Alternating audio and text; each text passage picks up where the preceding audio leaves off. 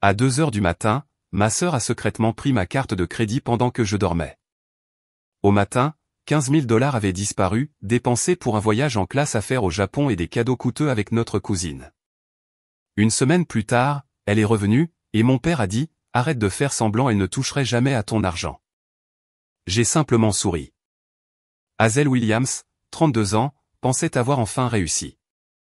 Après des années de travail acharné, elle avait une carrière florissante en tant qu'analyste financière et un bel appartement au centre-ville dont elle était fière.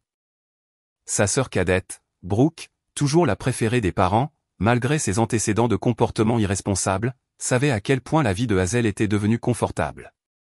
Ce qu'elle n'avait jamais imaginé, c'est que sa sœur attendrait qu'elle soit endormie pour la voler. Hazel a grandi dans un quartier de classe moyenne à Boston, où ses parents, Eleanor et Thomas Williams, travaillaient dur pour subvenir aux besoins de leurs 2 filles. Dès son plus jeune âge, il était clair qu'il y avait des normes différentes dans leur maison. Brooke, 3 ans plus jeune que Hazel, pouvait se sortir de n'importe quelle situation grâce à ses grands yeux bleus et son rire contagieux, même lorsqu'elle cassait la fenêtre d'un voisin avec une balle de baseball à 7 ans. Ses parents ont qualifié cela d'accident et ont loué ses capacités athlétiques. Lorsqu'elle a échoué en mathématiques en 5e, ils ont blâmé l'enseignant pour ne pas avoir reconnu son esprit créatif. Hazel, quant à elle, devait être la responsable. Ses bulletins devaient être parfaits. Sa chambre devait être impeccable.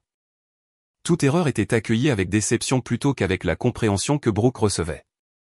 Ce double standard a façonné les 2 sœurs de manière profonde. Tandis que Brooke apprenait qu'elle pouvait s'en sortir avec presque tout, Hazel développait une autosuffisance intense et une responsabilité financière qui allait définir sa vie d'adulte. À 16 ans, elle travaillait à temps partiel dans une librairie locale, économisant chaque dollar pour ses études. Ses parents lui ont clairement fait savoir que, bien qu'il l'aide avec les frais de scolarité, elle devrait y contribuer de manière significative. Brooke, quant à elle, a passé ses années de lycée à passer d'un hobby à l'autre et de groupe d'amis, sans jamais développer la discipline qui lui servirait plus tard dans sa vie d'adulte. Les études universitaires ont été un tournant pour Hazel. Tout en fréquentant l'université de Boston avec une bourse partielle, elle a travaillé 20 heures par semaine dans un café du campus, a maintenu une moyenne de 3,9 et a obtenu des stages compétitifs chaque été. Ces années ont été épuisantes mais formatrices.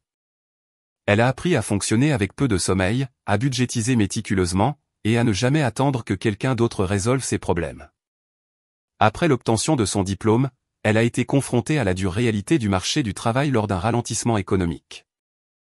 Les postes de débutants en finance étaient rares, et elle a passé 9 mois à travailler comme assistante administrative dans une compagnie d'assurance tout en postulant à d'innombrables sociétés financières. Les lettres de rejet s'empilaient, mais elle est restée persévérante. Finalement, sa percée est venue sous la forme d'un poste d'analyste junior chez Morton Financial. Le salaire était modeste, mais l'opportunité était exactement ce dont elle avait besoin. Pendant 5 ans, elle a gravi les échelons de l'entreprise. Les journées de 12 heures étaient la norme. Elle se portait volontaire pour les projets que personne d'autre ne voulait. Elle s'est forgé une réputation de rigueur et de fiabilité. Lorsqu'un poste d'analyste senior s'est libéré l'année dernière, elle a obtenu la promotion grâce à sa détermination pure et à son excellence constante. Avec cette promotion est venue une augmentation substantielle de salaire, lui permettant enfin d'acheter l'appartement de ses rêves avec des fenêtres du sol au plafond donnant sur la ville. Après des années de colocataires et d'espaces exigus, avoir un endroit qui était vraiment le sien ressemblait à la réalisation ultime. Sa discipline financière avait également abouti à des économies substantielles et à une excellente cote de crédit de plus de 820. Ce score lui avait ouvert les portes des cartes de crédit premium et des services bancaires dont la plupart des gens de son âge ne pouvaient que rêver. Son actif financier le plus précieux était sa carte Excelsior noire avec sa limite généreuse et ses avantages exclusifs. Elle l'utilisait rarement à son plein potentiel, préférant maintenir ses habitudes frugales, mais elle appréciait ce qu'elle représentait, la sécurité financière acquise grâce à des années de gestion de crédit parfaite. Pendant que Hazel construisait sa carrière et sa fondation financière, Brooke suivait une voie très différente. Après le lycée, elle s'est inscrite dans 3 programmes universitaires différents sur 4 ans, sans jamais en terminer un seul. La photographie, le marketing et la psychologie ont captivé son intérêt temporairement avant qu'elle ne s'ennuie ou ne trouve les cours trop exigeants. Son historique d'emploi a suivi un schéma similaire, emploi dans la vente au détail, travail dans la restauration, administration de bureau. Elle commençait avec enthousiasme, puis commençait à appeler pour dire qu'elle était malade ou à arriver en retard jusqu'à son licenciement inévitable. Chaque perte d'emploi n'était jamais de sa faute. Selon Brooke, le manager était déraisonnable, les horaires étaient injustes ou l'environnement de travail était toxique. Il y avait toujours quelqu'un d'autre à blâmer. Nos parents ont renforcé ce récit en la sortant constamment de situations difficiles, l'argent du loyer lorsqu'elle était à court, une nouvelle voiture lorsqu'elle a été saisie, se porter caution pour des appartements malgré ses antécédents d'expulsion.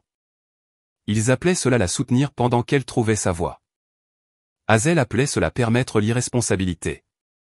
6 mois avant l'incident qui allait tout changer, Brooke avait été licenciée de son dernier emploi dans une société de marketing pour absentéisme chronique. La même semaine, son petit ami Jake a finalement mis fin à leur relation de 3 ans après avoir découvert qu'elle lui avait menti sur leurs finances communes. Plutôt que d'accepter la responsabilité, Brooke est retournée vivre temporairement chez ses parents et est tombée dans un cycle de shopping en ligne et de sorties entre amis, argent qui semblait se matérialiser malgré son chômage. Les dîners du dimanche chez leurs parents étaient devenus des affaires de plus en plus tendues. Alors que sa mère louait Brooke pour les moindres accomplissements, comme postuler à un emploi ou préparer le dîner une fois cette semaine-là, son père évitait les conversations sur tout ce qui pourrait mettre en évidence le fossé croissant entre la vie de ses filles. Lorsque Brooke mentionnait un nouvel achat ou un voyage qu'elle planifiait, Hazel surprenait son père en train de grincer légèrement des dents avant de changer rapidement de sujet. Les tentatives de Hazel d'établir des limites étaient toujours considérées comme de la froideur ou un manque de loyauté familiale. 3 semaines avant le vol, Hazel avait refusé de prêter $2000 à Brooke pour ce qu'elle appelait des vêtements professionnels pour des entretiens. Ce refus a entraîné une violente dispute lors du dîner, sa mère suggérant que Hazel était devenue égoïste avec son succès, et son père regardant silencieusement son assiette. « Tu as plus qu'assez d'argent, Hazel », avait dit sa mère. « Elle est ta sœur. La famille cède. »« Je l'aiderai autrement », répondit Hazel. « Des conseils de carrière, un CV, des révisions, des préparations d'entretien, mais pas de l'argent qui disparaîtrait sans rien en retour. » Brooke était sortie en trombe, traitant Hazel de sans cœur. Ses parents lui avaient lancé ce regard, celui qu'elle avait vu toute sa vie. Le regard qui disait « Pourquoi ne céderais-tu pas ? Pourquoi dois-tu toujours compliquer les choses ?» Hazel a quitté le dîner plus tôt ce soir-là, retournant à son appartement avec un œuf familier à l'estomac. Le même sentiment qu'elle avait ressenti tout au long de son enfance, le sentiment que aimer sa sœur signifiait la laisser faire et refuser de le faire faisait d'elle le méchant de leur histoire familiale.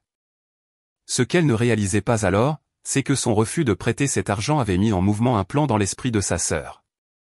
Un plan qui ciblerait le symbole de sa réussite financière, sa carte Excelsior Noire Premium avec sa limite de $15 000 qu'elle gardait séparément de ses cartes du quotidien. La carte qu'elle avait gagnée grâce à des années de gestion de crédit parfaite. La carte qui représentait tout ce que Brooke n'avait jamais travaillé pour obtenir. La veille du vol a été particulièrement stressante. Hazel finalisait une présentation majeure pour un client potentiel qui pourrait apporter des millions de nouvelles affaires à son entreprise. La pression était énorme et son insomnie, qui la tourmentait depuis l'université, était pire que d'habitude. Elle dormait en moyenne 4 heures par nuit depuis une semaine, comptant fortement sur le café et la simple détermination pour fonctionner. À 19h30 ce soir-là, alors qu'elle révisait sa présentation pour la 5e fois, son téléphone a sonné. C'était Brooke, sa voix inhabituellement petite et fragile. « Hazel, je déteste te demander ça, mais j'ai vraiment besoin d'un endroit où rester ce soir », a-t-elle dit.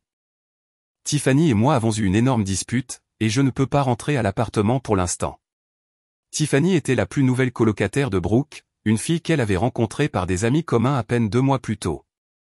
Elles avaient emménagé ensemble après s'être à peine connues, une décision que Hazel avait déconseillée. « Tu ne peux pas rester chez maman et papa ?» demanda Hazel, jetant un coup d'œil à son écran d'ordinateur portable, où des dizaines de projections financières attendaient son examen. « Ils sont à cette retraite de couple dans le Vermont ce week-end, tu te souviens ?» a dit Brooke. « S'il te plaît, je promets que je serai parti dès demain matin.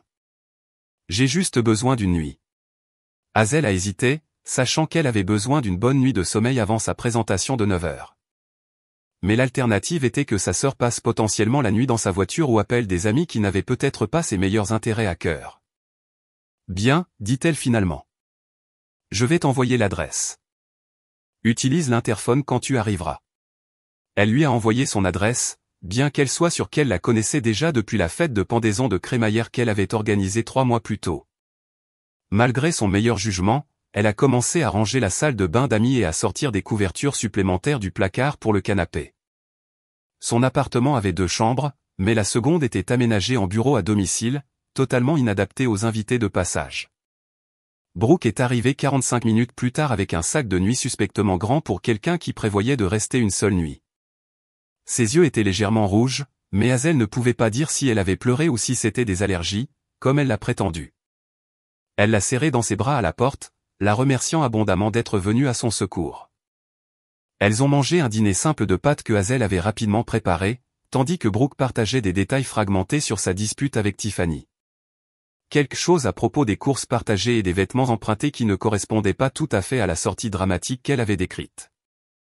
Pendant tout le repas, Hazel a remarqué que Brooke jetait un coup d'œil autour de son appartement, admirant le mobilier et la décoration avec une expression qu'elle ne pouvait pas vraiment déchiffrer. « Alors, quand dois-tu partir au travail demain ?» a-t-elle demandé avec désinvolture pendant que Hazel rinçait leurs assiettes. « J'ai une présentation à 9h, a dit Hazel. Je partirai probablement vers 7h30 pour me préparer au bureau. Tu sembles stressé, a commenté Brooke. Tu dors bien? La question a surpris Hazel. Brooke montrait rarement de l'intérêt pour son bien-être. Pas très bien, a admis Hazel. J'ai eu de l'insomnie cette semaine avec cette date limite de projet. Tu prends quelque chose pour ça, a insisté Brooke. Parfois, a dit Hazel, sans élaborer sur le somnifère prescrit que son médecin lui avait récemment prescrit pour un usage occasionnel. Pendant qu'elle installait le canapé avec des draps et des couvertures, Brooke continuait de poser des questions inhabituelles. À quel point l'immeuble était-il sécurisé? Connaissais-je bien mes voisins? La porte de ma chambre était-elle difficile à ouvrir si elle gonflait avec l'humidité? Chaque question semblait assez innocente en soi, mais ensemble, elles formaient un schéma que Hazel était trop fatiguée pour reconnaître. Avant de se retirer dans sa chambre, elle lui a montré où tout se trouvait. Les verres de la salle de bain pour l'eau, la télécommande de la télévision. Elle a posé son sac à main et son portefeuille sur sa table de chevet, comme elle le faisait toujours, sans y penser 2 fois malgré la présence d'une invitée. Sa carte Excelsior noire spéciale était glissée dans la poche intérieure de son portefeuille, séparée de ses cartes du quotidien. Elle a avalé son somnifère prescrit avec un verre d'eau, réglé son réveil à 6h, et s'est effondrée dans son lit. La combinaison d'une semaine de privation de sommeil et du médicament a agi rapidement, la plongeant dans un sommeil plus profond que d'habitude. Normalement, Hazel était une dormeuse légère, se réveillant au moindre bruit. Cette nuit-là, cependant, elle était complètement inconsciente, vulnérable, d'une manière qu'elle se permettait rarement. À 2h du matin précisément, selon les horodatages qui deviendraient plus tard des preuves cruciales, Brooke a rampé dans le couloir vers la chambre de Hazel. Elle s'est arrêtée devant la porte, écoutant s'il y avait des signes que Hazel pourrait être éveillée. N'entendant rien d'autre que sa respiration profonde induite par les médicaments, elle a lentement tourné la poignée et a poussé la porte juste assez pour voir Hazel allongée sans bouger dans son lit. Avec des mouvements soignés et calculés, elle s'est approchée de sa table de chevet. Elle est restée là à la regarder pendant près d'une minute entière, s'assurant absolument qu'elle était profondément endormie. Puis, avec une précision délicate, elle a soulevé son portefeuille de son sac à main. Elle l'a emmené dans la salle de bain, fermant la porte avant d'allumer la lumière pour minimiser le risque de la réveiller. À l'intérieur de son portefeuille, elle a trouvé ce qu'elle cherchait, sa carte Excelsior noire. Elle l'a temporairement retirée en utilisant son téléphone pour photographier les 2 côtés, capturant tous les détails dont elle aurait besoin, le numéro à 16 chiffres, la date d'expiration et le code de sécurité. Elle a même sorti brièvement son permis de conduire pour enregistrer les détails de son adresse de facturation. Avec les informations sécurisées sur son téléphone, elle a soigneusement remplacé la carte exactement comme elle l'avait trouvée. Mais elle n'avait pas fini. Elle avait besoin d'une chose de plus. De retour près du lit, le portefeuille remis exactement comme il était, elle a soigneusement pris le téléphone de Hazel qui chargeait sur la table de chevet. Elle savait que des achats importants déclencheraient des mesures de sécurité nécessitant une vérification par téléphone.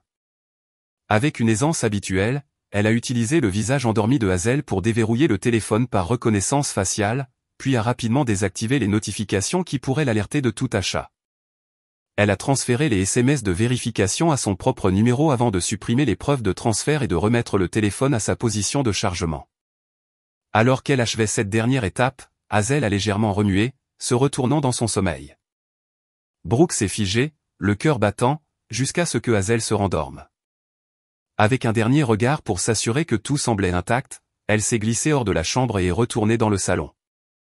Pendant la prochaine heure, pendant que Hazel dormait inconsciente, Brooke a lancé sa frénésie de dépenses. En utilisant son ordinateur portable et les photos de la carte de Hazel, elle a d'abord réservé 2 billets en première classe pour Tokyo pour elle-même et sa cousine Olivia, partant ce matin-là à 11 heures.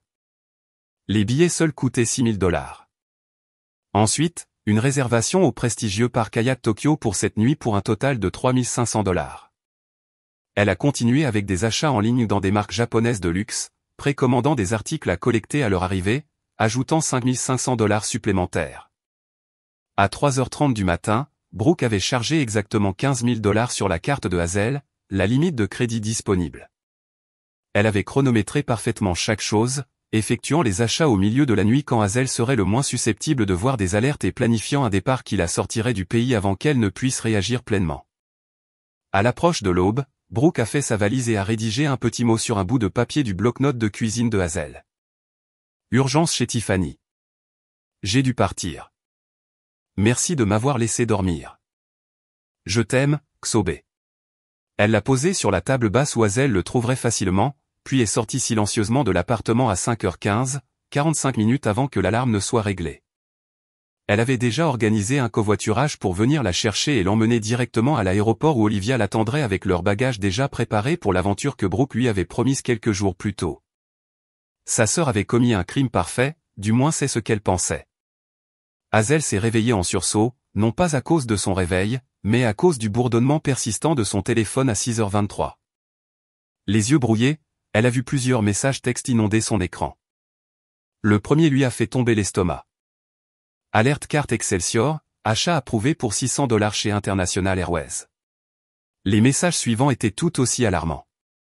Alerte carte Excelsior, achat approuvé pour $3,500 au parc Hyatt Tokyo. Alerte carte Excelsior, achat approuvé pour $2,800 chez Ginza Luxury Collection. Alerte carte Excelsior, achat approuvé pour $1,700 chez Tokyo Electronics Direct. Alerte carte Excelsior, achat approuvé pour $100 chez Sakura Designer Boutique. Et enfin, alerte carte Excelsior. Vous avez atteint 100% de votre limite de crédit. $15 000 disparus au milieu de la nuit pendant qu'elle dormait. Les mains tremblantes, elle s'est assise dans son lit, maintenant complètement éveillée, malgré les effets persistants de son somnifère. Cela devait être une erreur. Elle n'avait jamais fait de tels achats. Elle n'était jamais allée au Japon. Elle a immédiatement appelé la ligne du service client d'Excelsior, la voix craquante alors qu'elle signalait la fraude apparente. Le représentant était calme et professionnel, lui demandant de vérifier les transactions suspectes. Non, je n'ai fait aucun de ces achats, a insisté Hazel. J'étais endormi. Ma carte est juste là, dans mon portefeuille. Elle a tendu la main vers son sac à main, tâtonnant pour trouver son portefeuille. La carte Excelsior noire était exactement là où elle devait être, nichée dans son compartiment spécial. Comment était-ce possible? Comment quelqu'un pouvait-il utiliser sa carte alors qu'elle était physiquement en sa possession? Alors que le représentant la mettait en attente pour la transférer au service des fraudes, elle s'est soudainement souvenue de Brooke. Elle a appelé son nom, mais l'appartement est resté silencieux. Elle s'est précipitée dans le salon pour trouver le canapé vide, les couvertures soigneusement pliées avec sa note placée de manière ostentatoire dessus. Urgence chez Tiffany. J'ai dû partir. Merci de m'avoir laissé dormir. Je t'aime, Xobe. Quelque chose semblait faux. Elle a appelé Brooke immédiatement, mais l'appel est allé directement à la messagerie vocale. Elle a envoyé un SMS. Appelle-moi à Zap. C'est important. De retour au téléphone avec le service des fraudes, elle a appris la nouvelle dévastatrice. Les achats avaient été vérifiés par son propre téléphone. Le système avait envoyé des codes de vérification qui avaient été correctement entrés. L'adresse de facturation utilisée correspondait exactement à ces dossiers, car tous les protocoles de sécurité avaient été correctement suivis. Le représentant lui a expliqué qu'il faudrait du temps pour enquêter si cela pouvait être considéré comme une fraude, mais Hazel était avec son téléphone toute la nuit. Elle a protesté, il chargeait juste à côté de son lit. Elle a jeté un coup d'œil aux paramètres de son téléphone et a remarqué quelque chose d'étrange. Les paramètres de notification de ses applications bancaires avaient été modifiés. Le transfert de SMS avait été activé puis désactivé. Une froide prise de conscience a commencé à s'installer. Avec une suspicion croissante, elle a examiné son portefeuille plus attentivement. Bien que rien n'ait manqué, elle pouvait dire qu'il avait été manipulé. Les cartes étaient disposées légèrement différemment de son organisation méticuleuse habituelle. Son permis de conduire était dans la mauvaise fente. Alors qu'elle se dépêchait de se préparer pour sa présentation, maintenant désespérément en retard, elle a remarqué d'autres signes subtils d'intrusion. Le tiroir de son bureau était légèrement entrouvert. La serviette de salle de bain était accrochée différemment de la façon dont elle l'aurait laissée. Quelqu'un avait fouillé dans ses affaires pendant qu'elle dormait. Elle a rappelé Brooke encore et encore, chaque fois tombant sur sa messagerie vocale.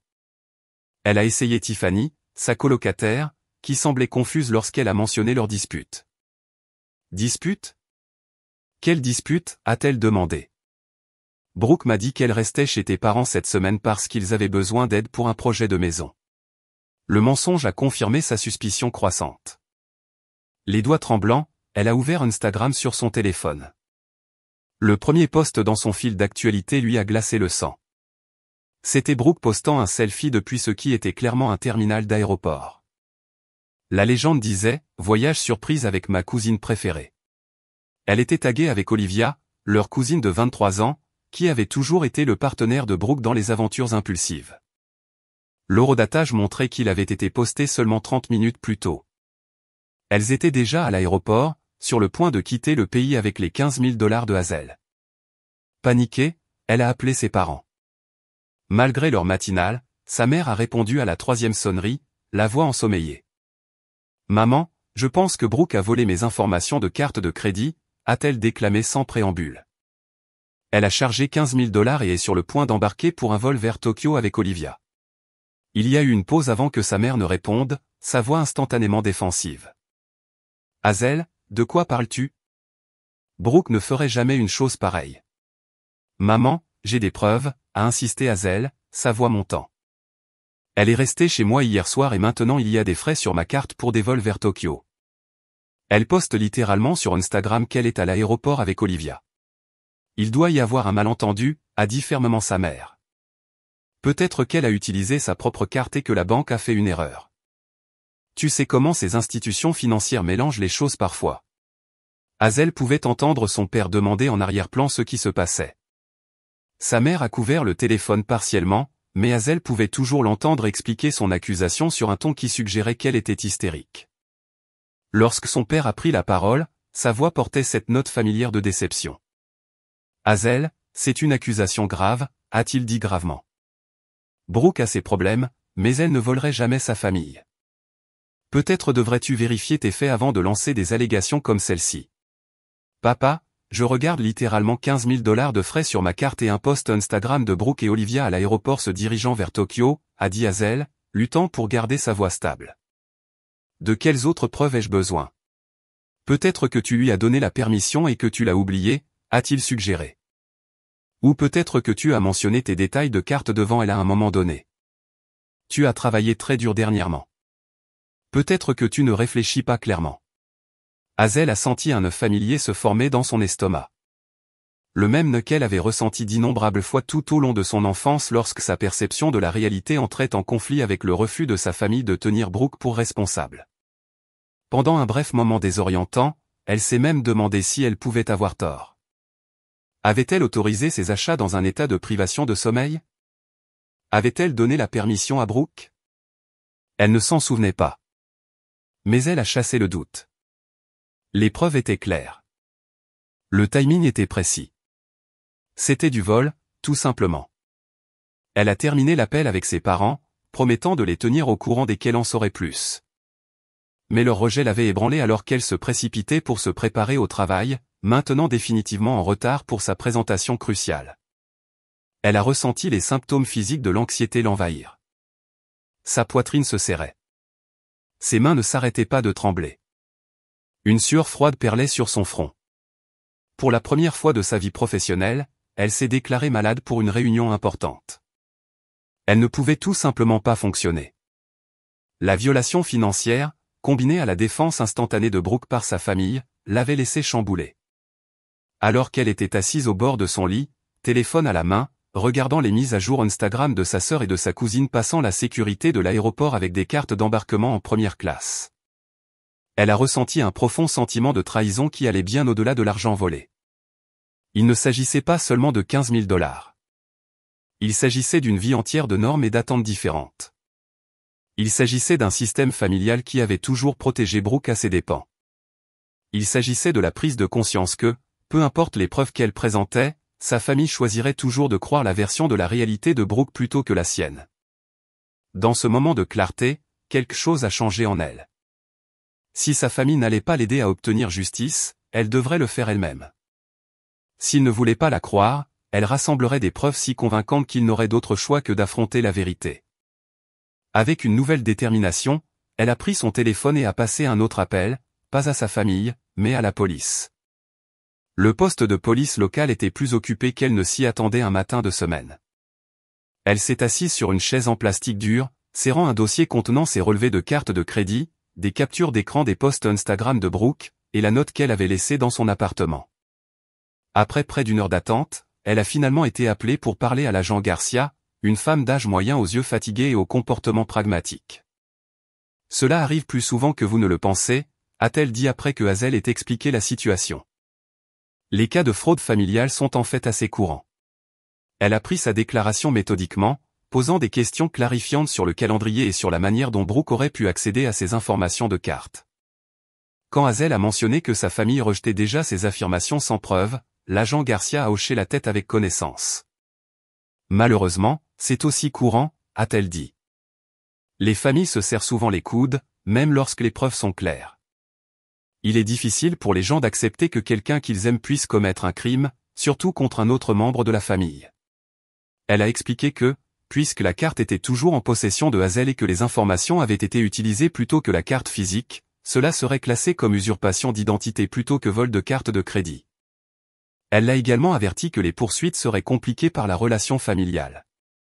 Vous pouvez absolument porter plainte, l'a-t-elle assuré, mais vous devriez être préparé à la pression familiale pour les abandonner. Je le vois dans presque tous les cas comme celui-ci. Après avoir déposé la plainte de police, Hazel s'est dirigée directement à sa banque. Le représentant du service des fraudes qu'elle a rencontré en personne était nettement moins optimiste que l'agent Garcia. Parce que les processus de vérification de sécurité avaient été correctement suivis en utilisant son propre téléphone, la banque considérait les frais comme provisoirement autorisés. Ils enquêteraient, mais cela pourrait prendre jusqu'à 90 jours pour déterminer si elle était éligible à la protection contre la fraude. En attendant, elle serait responsable d'au moins le paiement minimum du solde de 15 000 $. Avec son loyer dû dans 2 semaines et plusieurs autres factures en attente, cette contrainte financière inattendue allait être significative, même avec ses économies saines. Le fait que Brooke soit actuellement en première classe à Tokyo pendant qu'elle se débattait pour gérer les retombées financières de son vol lui a rempli une froide fureur qu'elle n'avait jamais ressentie auparavant. Mais sous la colère se cachait une douleur plus profonde. La prise de conscience que sa sœur avait si peu de considération pour elle qu'elle pouvait voler une somme aussi importante sans hésitation ni remords. Tout au long de la journée, des preuves des dépenses de Brooke ont continué d'apparaître sur les réseaux sociaux. Une story Instagram la montrait, ainsi qu'Olivia, portant des toasts au champagne dans leur cabine de première classe. Quelques heures après leur atterrissage, elle publiait des photos du parc Hyatt Tokyo, présentant la vue spectaculaire depuis leur chambre de luxe. Le soir venu, il y avait des images de sacs de shopping de marque japonaise haut de gamme correspondant exactement aux frais sur la carte de crédit de Hazel. Le post le plus exaspérant venait d'Olivia. La meilleure surprise de la part de la cousine la plus généreuse du monde. La photo montrait Brooke et Olivia entourés de sacs de shopping de magasins de luxe, toutes deux portant de nouvelles lunettes de soleil de créateurs qui avaient encore les étiquettes de prix visibles en yens japonais, équivalentes à des centaines de dollars.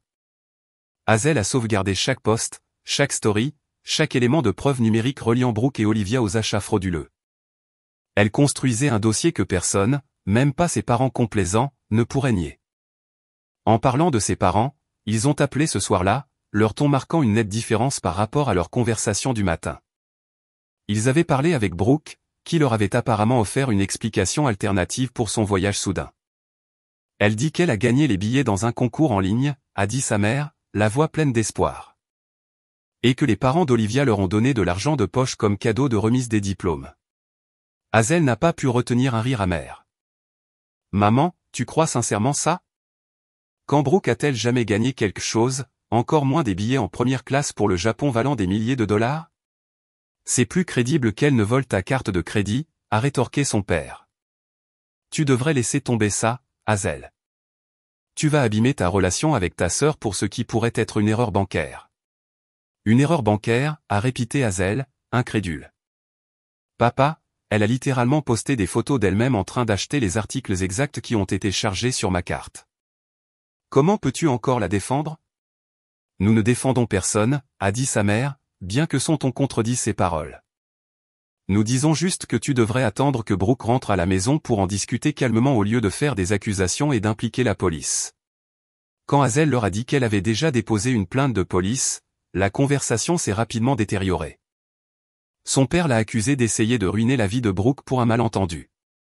Sa mère a commencé à pleurer, disant qu'elle avait échoué en tant que parent si ses filles pouvaient se traiter ainsi. Aucun des deux ne semblait se soucier du fait qu'elle ait été volée de 15 000 $ ou que leur plus jeune fille soit la coupable.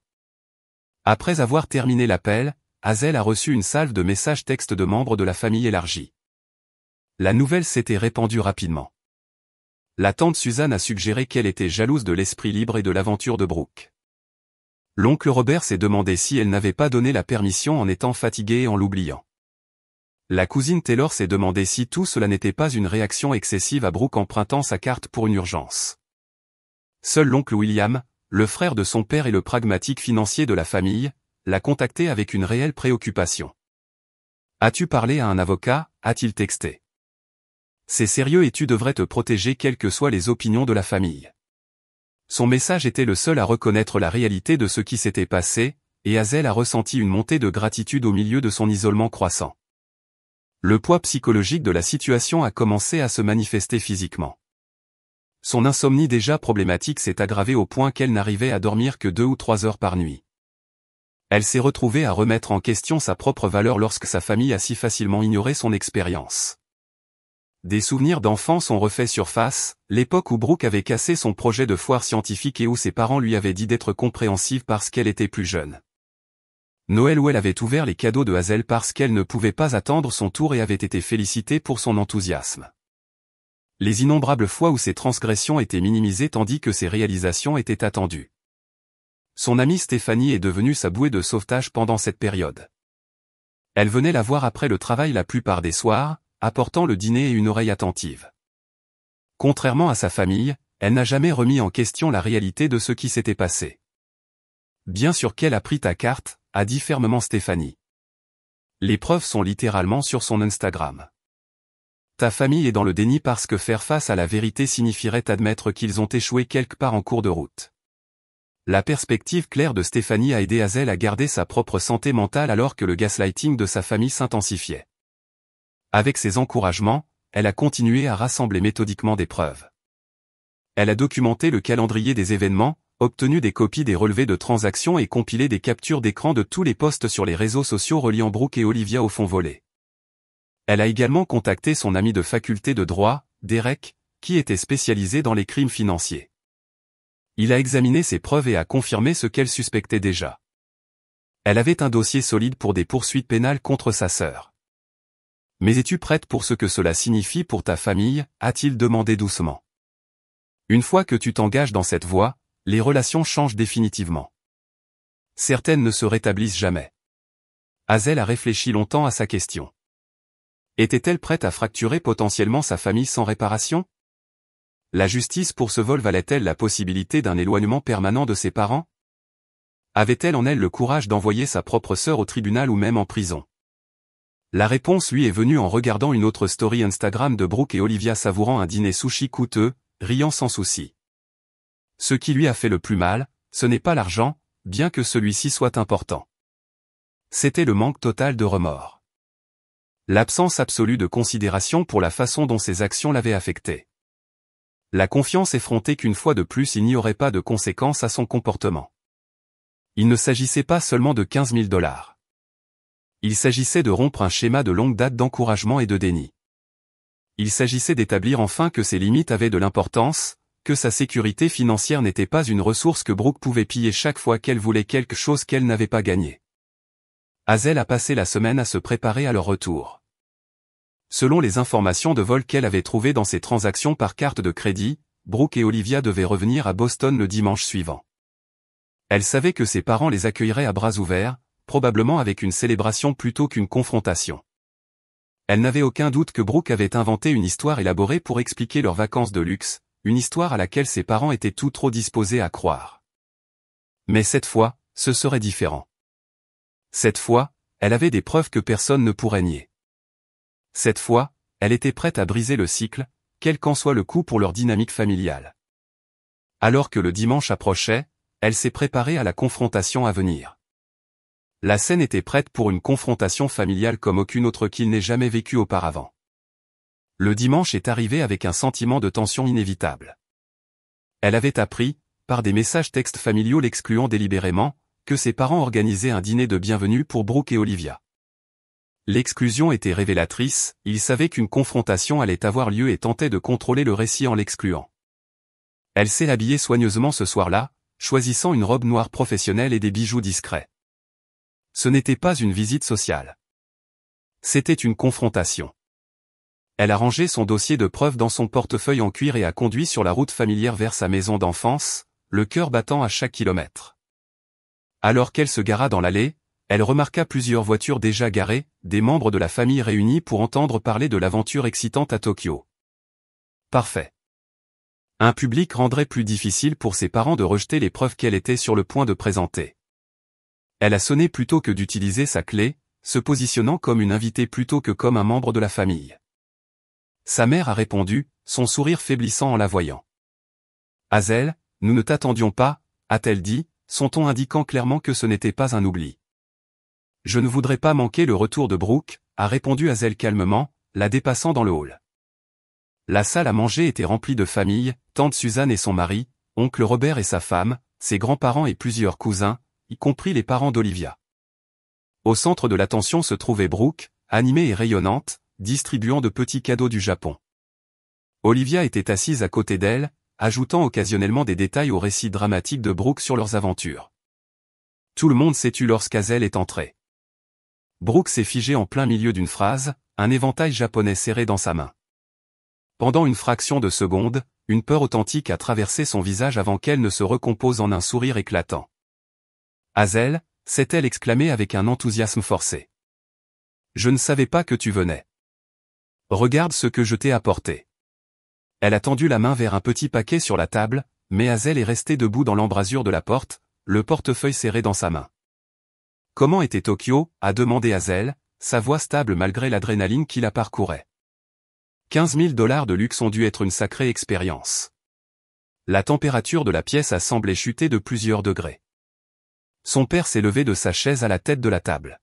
« Hazel, si tu es venu pour faire une scène, peut-être que nous devrions parler en privé, » a-t-il suggéré, son ton portant un avertissement. « En fait, papa, je pense que la famille devrait entendre ça, » a répondu Hazel. « Puisque la plupart d'entre eux sont déjà au courant de ma ridicule accusation, ils devraient aussi entendre les preuves. » Brooke a ri nerveusement. « Je ne sais pas de quoi tu parles, » a-t-elle dit. « Nous avons gagné ce voyage dans un concours en ligne. » Dis-lui, Olivia. Olivia a hoché la tête trop rapidement, ses yeux balayant la pièce. « Ouais. Brooke a participé à ce concours de voyage et ils ont choisi son entrée. Super chanceux. » Sa mère s'est avancée, se plaçant légèrement entre Hazel et Brooke dans un geste instinctivement protecteur. « Calmons-nous tous », a-t-elle suggéré. Brooke et Olivia viennent juste de rentrer d'un long vol. Elles sont fatiguées. Ce n'est pas le moment pour un quelconque malentendu. Tu es toujours contrarié, Hazel. Malentendu, a répété Hazel. Est-ce que c'est comme ça qu'on appelle le vol et la fraude maintenant? Brooke s'est levée, son expression se transformant en celle d'une innocence blessée. Ses yeux ont commencé à luire de larmes qu'elle pouvait invoquer à volonté, un talent qu'elle avait perfectionné depuis l'enfance. Je ne sais pas pourquoi tu fais ça, a-t-elle dit d'une voix tremblante. Je suis vraiment blessée que tu m'accuses de quelque chose d'aussi horrible. Je ne volerai jamais toi. Tu es ma sœur. Plusieurs membres de la famille ont murmuré avec sympathie, lançant à Hazel des regards désapprobateurs. La tante Suzanne a passé son bras autour de Brooke en signe de soutien. L'oncle Robert a secoué la tête comme s'il était déçu du comportement de Hazel. Son père s'est avancé, le visage rougi de colère. Ça suffit, Hazel. Je ne veux pas que tu viennes dans notre maison et que tu attaques ta sœur avec ces accusations sans fondement. Si tu as des problèmes financiers, nous pouvons en discuter en privé, mais ne blâme pas Brooke pour tes problèmes. Sans fondement, a répété Hazel, incapable de croire ce qu'elle entendait, malgré s'être attendue exactement à cette réponse. La police et la banque ne pensent pas qu'elle soit sans fondement. Brooke a commencé à pleurer sérieusement, enfouissant maintenant son visage sur l'épaule de leur mère. La victime parfaite. Arrête de faire semblant, Hazel, a dit son père, la voix dure et définitive. Elle ne toucherait jamais à ton argent. Ce n'est pas la première fois que tu inventes des histoires pour attirer l'attention. Sa mère l'a regardé avec un mélange de pitié et d'inquiétude. Peut-être que tu devrais parler à quelqu'un de professionnel, a-t-elle suggéré doucement. Ces délires ne sont pas sains. Hazel est restée figée, le poids total de son isolement s'écrasant sur elle. Elle était la victime d'un crime grave commis par sa propre sœur, traitée comme si elle était mentalement instable pour avoir nommé la vérité. L'injustice de la situation était à couper le souffle. À ce moment-là, des souvenirs ont défilé dans son esprit avec une clarté douloureuse. Brooke cassant sa précieuse boîte à musique à 6 ans et ses parents lui disant de mieux partager. Brooke empruntant son nouveau pull au lycée et le rendant taché, sa mère suggérant qu'elle ne devrait pas avoir de vêtements trop beaux pour être ruinée. Brooke copiant son essai universitaire et son père louant sa créativité plutôt que de s'attaquer au plagiat. Une vie entière à être gaslightée sur sa propre réalité. Une vie entière à ajuster ses attentes pour accommoder le comportement de Brooke. Une vie entière à entendre dire que ses limites étaient le problème, pas ses violations. Quelque chose s'est cristallisé en elle à ce moment-là. Une clarté absolue sur le schéma dans lequel elles étaient enfermées depuis des décennies et sur son rôle dans son maintien.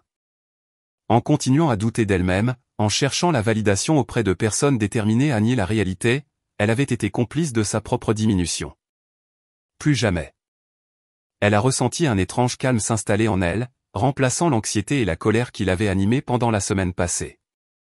Elle a regardé autour de la pièce, observant les visages de ses proches, leur malaise, leur jugement, leur réticence à envisager que le récit familial puisse être basé sur des mensonges.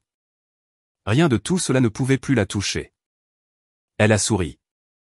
L'expression inattendue a pris tout le monde au dépourvu, y compris Brooke, dont les larmes se sont arrêtées momentanément de confusion.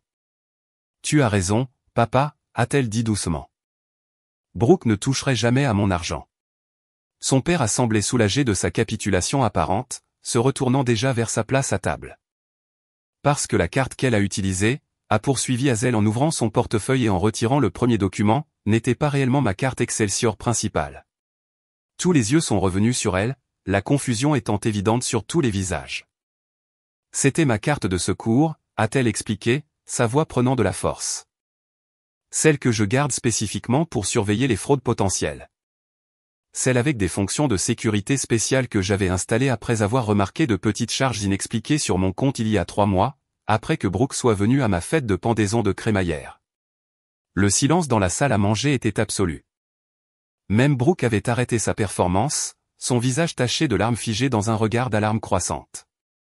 Je vais poser le premier document sur la table de la salle à manger, un relevé de transactions détaillé de la compagnie de cartes. Cette carte spéciale surveillée envoie des notifications par email avec les adresses IP pour chaque achat. Les billets en première classe pour Tokyo achetés à 2h47 du matin depuis l'adresse IP 172.16.34.91 dans mon immeuble d'appartement, spécifiquement mon réseau Wi-Fi. Elle a posé un deuxième document à côté du premier. Voici les captures d'écran des posts Instagram avec des horodatages correspondant exactement au moment où les achats ont été effectués. Remarquez la légende sur celui-ci, posté à 6h15 du matin depuis l'aéroport, voyage surprise avec ma cousine préférée au point. Brooke a commencé à parler, mais Hazel a continué méthodiquement, plaçant un troisième document sur la pile croissante. Voici la confirmation de l'hôtel, a-t-elle dit. Intéressant qu'elle ait été envoyée à brookewilliams9@gmail.com, n'est-ce pas? Et voici, a-t-elle ajouté une quatrième feuille. Les reçus des magasins transmis par la compagnie de cartes de crédit, complets avec une signature qui ressemble étrangement à la vôtre? Brooke. L'analyste en écriture que la police a consulté le pensait aussi.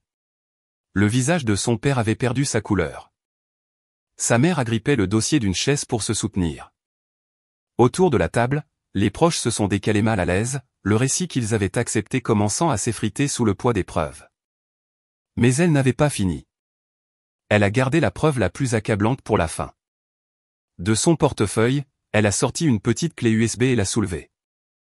Après avoir découvert les transactions non autorisées, j'ai contacté mon gestionnaire d'immeuble, a-t-elle dit. Non, les couloirs ont des caméras de sécurité. Voulez-vous voir les images de 2 heures du matin de dimanche dernier? La composure de Brooke s'est complètement effondrée. Elle a regardé follement autour de la pièce comme un animal pris au piège cherchant à s'échapper. Elle a dit que je pouvais l'utiliser, a-t-elle soudainement lâché. Hazel m'a dit que je pouvais utiliser la carte comme cadeau pour l'avoir aidé dans un projet de travail. Tous les yeux se sont tournés vers Hazel, puis de nouveau vers Brooke, dont l'histoire évoluait déjà. Eh bien, elle ne l'a pas dit directement, a précisé rapidement Brooke. Mais elle l'a sous-entendu. Elle me doit de toute façon pour toutes les fois où je l'ai aidée.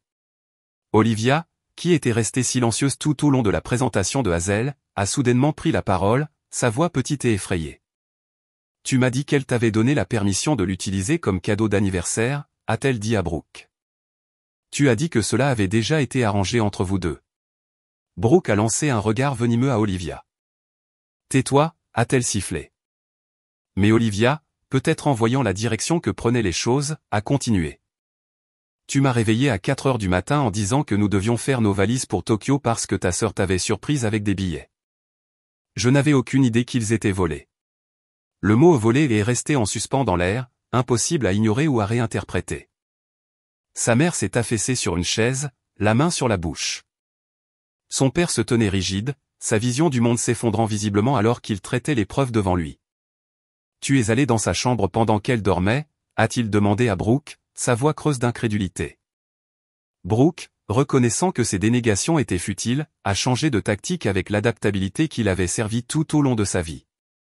C'était juste un emprunt, a-t-elle insisté, les larmes coulant à nouveau. J'allais la rembourser. Hazel a tellement d'argent qu'elle ne remarquerait même pas 15 000 $. Ces mots, l'arrogance désinvolte qu'ils révélaient, semblaient enfin percer les illusions protectrices de son père concernant sa fille cadette. Les parents d'Olivia se sont levés brusquement. Nous n'avions aucune idée, a dit fermement leur mère. Olivia rendra immédiatement tout ce qui a été acheté avec cet argent. La tante Suzanne a retiré son bras autour des épaules de Brooke, la distance physique suivant son allégeance changeante. Autour de la table, les proches qui avaient été si prompts à douter de Hazel évitaient maintenant son regard. La honte était évidente dans leur posture. La sonnette a retenti, une interruption inattendue dans la scène tendue. Son père s'est automatiquement dirigé pour répondre, revenant quelques instants plus tard avec l'agent Garcia, l'officier de police qui avait pris son rapport initial. Mademoiselle Williams, a-t-elle dit, s'adressant à Hazel formellement. J'ai reçu votre message concernant des preuves supplémentaires à ajouter à votre dossier.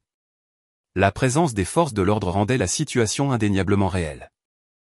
Ce n'était pas un désaccord familial à balayer sous le tapis. C'était un crime avec des conséquences juridiques. Brooke, finalement coincé, sachant que c'était sérieux, a sombré dans une panique totale. Tu ne peux pas me faire ça, a-t-elle crié, regardant sauvagement ses parents. Dis-lui qu'elle ne peut pas faire ça. Un casier judiciaire va ruiner ma vie. Mon père, son visage vieilli d'une décennie au cours des 10 dernières minutes, a secoué lentement la tête. Ceci nous dépasse maintenant, Brooke. Ce sont les conséquences de tes actions. C'était peut-être la première fois en 29 ans que leur père reconnaissait que Brooke devait faire face aux résultats de ses choix. Le choc de cela sembla la stupéfier en un silence momentané. Sa mère, cependant, fit une dernière tentative désespérée pour protéger son enfant préféré. Hazel, s'il te plaît, a-t-elle supplié. C'est ta sœur. Nous pouvons régler ça en famille. Elle peut te rembourser au fil du temps. Hazel a regardé sa mère fixement. Comment paierait-elle, maman? Elle n'a pas occupé un emploi pendant plus de 6 mois de sa vie adulte. Chaque fois qu'elle rencontre une crise financière, toi et papa la sortez de là. Ça s'arrête maintenant. Elle s'est tournée vers l'agent Garcia. Je voudrais ajouter ces documents à ma déclaration, a-t-elle dit, rassemblant les preuves de la table, et je souhaite porter plainte formellement pour usurpation d'identité et fraude par carte de crédit. Brooke s'est élancé vers Hazel, son visage déformé par la rage et la peur, mais son père a attrapé son bras, la retenant doucement mais fermement. Ne complique pas les choses, a-t-il dit calmement. L'agent Garcia a pris sa sœur à part, lui parlant à voix basse et sérieuse du processus à venir, tandis que sa mère pleurait silencieusement à table. Le dîner familial s'était transformé en scène de crime, la fête de bienvenue, en début de procédure judiciaire qui changerait la vie de toutes ces personnes. Alors que l'agent Garcia finissait de prendre la déposition de Brooke, sa sœur a fixé Hazel d'un regard de pure haine. « J'espère que tu es heureuse maintenant », a-t-elle craché, ruinant ma vie pour de l'argent. « Est-ce tout ce que je suis pour toi ? Un montant en dollars. » Hazel a rencontré son regard calmement. « Il ne s'agit pas d'argent, Brooke. Il s'agit de conséquences. Tu n'en as jamais eu, et cela t'a fait du mal. Peut-être que cela t'aidera enfin à grandir. » Dans les jours qui ont suivi, ses parents se sont efforcés de contenir les dégâts. Ils ont proposé de payer la totalité du montant immédiatement si Hazel abandonnait les poursuites. Ils ont fait appel à des amis de la famille qui étaient avocats pour discuter d'alternatives aux poursuites. Ils ont fait appel à son sens de la loyauté familiale, à sa compassion, à sa préoccupation pour l'avenir de Brooke. Mais Hazel est restée ferme. C'était un vol qualifié. Le montant était important. La violation de la confiance était profonde. Et surtout, le schéma devait être brisé pour le bien de tous, y compris celui de Brooke. Le juge Morrison, une femme sévère dans la soixantaine, a semblé être d'accord. Lorsque l'affaire a finalement été portée devant son tribunal, elle a ordonné la restitution intégrale des 15 000 $, 2 ans de probation et 200 heures de travaux d'intérêt général pour Brooke. L'accusation de crime resterait sur son casier judiciaire, un rappel permanent de la nuit où elle a franchi une ligne qui ne pouvait être franchie. En sortant du palais de justice, son père a posé une main sur son épaule, un geste de soutien qui est arrivé bien trop tard, mais qu'elle a néanmoins accepté. « Je pense que nous avons échoué avec vous deux », a-t-il dit calmement, de manière très différente. C'était le plus près qu'il s'est approché d'une excuse, mais c'était un début. Les 6 mois qui ont suivi la condamnation de Brooke ont été une période de profond changement pour toute leur famille. Les conséquences immédiates ont été douloureuses et chaotiques, ses parents essayant toujours désespérément de protéger Brooke de l'impact total de ses actions. Ils ont proposé de payer sa restitution, ce que Hazel a refusé. Ils ont essayé de trouver des échappatoires aux exigences de sa probation, ce à quoi Hazel s'est opposée. Ils ont même suggéré une thérapie familiale où elle pourrait travailler sur sa colère, comme si ses émotions étaient le problème plutôt que les actions de Brooke. Elle a établi des limites fermes pour la première fois de sa vie. Elle ne participerait pas aux réunions de famille où le comportement de Brooke était excusé ou minimisé. Elle ne participerait pas aux conversations qui déformaient son expérience. Elle ne ferait pas semblant que ce qui s'était passé était un malentendu ou une erreur unique. Ces limites ont d'abord rencontré de la résistance. Sa mère l'a accusée de ne pas pardonner. Son père a suggéré qu'elle punissait toute la famille pour l'erreur de Brooke. Des membres de la famille élargie l'ont exhortée à passer à autre chose pour la paix familiale. Mais elle est restée ferme, et lentement, une nouvelle dynamique familiale a commencé à émerger des cendres de l'ancienne. Avec la conclusion de l'affaire et ses obligations légales claires, Brooke a fait face à de réelles conséquences pour la première fois, peut-être. L'opportunité d'emploi qu'elle poursuivait a échoué lorsque sa vérification d'antécédents a révélé la nouvelle condamnation pour crime. Ses parents, reconnaissant enfin les dégâts que leur complaisance avait causés, ont établi leurs propres limites. Brooke devrait trouver un emploi et subvenir à ses besoins. Il ne lui fournirait aucune aide financière au-delà de son aide au paiement initial de la restitution, qu'elle leur rembourserait au fil du temps. Pour quelqu'un qui avait toujours été secouru, ces nouvelles attentes étaient un dur réveil. Brooke a traversé des schémas familiers, déni, blâme, auto-apitoiement, mais a constaté qu'ils ne fonctionnaient plus. La réalité l'avait finalement rattrapée. Olivia, peut-être la moins coupable dans ce drame, a fait de réels efforts pour réparer les choses. Elle a rendu tous les articles achetés avec la carte volée de Hazel et lui a écrit une lettre d'excuse sincère. « Je ne savais pas que c'était de l'argent volé, mais j'aurais dû me demander d'où tout cela venait », a écrit Olivia. « Je suis désolée d'avoir participé à ta blessure. J'essaie d'être plus réfléchi quant aux choix que je fais et aux personnes en qui j'ai confiance. Hazel a accepté ses excuses et l'a même rencontré occasionnellement pour prendre un café. Son remords semblait sincère et Hazel n'a vu aucune raison de la punir définitivement pour la manipulation de Brooke. Son propre processus de guérison a été complexe et non linéaire. Elle a commencé une thérapie pour aborder non seulement le vol lui-même, mais aussi les dynamiques familiales qui y avaient conduit. Grâce à des séances hebdomadaires avec le Dr Marshall, elle a commencé à comprendre comment elle avait intériorisé la croyance que ses besoins et ses limites étaient moins importants que les sentiments de Brooke. Elle a appris à reconnaître les moyens subtils par lesquels elle avait été conditionnée à douter de ses propres perceptions lorsqu'elles entraient en conflit avec le récit familial. Le groupe de soutien pour les victimes d'abus financiers familiaux que le Dr Marshall lui avait recommandé a été particulièrement utile. Entendre les histoires d'autres personnes trahies par ceux qui auraient dû les protéger l'a aidé à se sentir moins seule. Plus important encore, le fait de voir ceux qui étaient plus avancés dans leur cheminement de guérison lui a donné l'espoir qu'elle pourrait reconstruire son sens de la sécurité et de la confiance. Son amitié avec Stéphanie s'est approfondie au cours de cette période. Elle était restée à ses côtés lorsque d'autres doutaient, offrant une aide pratique et un soutien émotionnel sans jugement. Elles ont commencé une tradition de brunch le dimanche, créant un nouveau rituel pour remplacer les dîners de famille qui avaient auparavant rempli ce créneau horaire. « Tes limites ne sont pas seulement pour toi », lui a dit Stéphanie lors d'un de ses brunchs.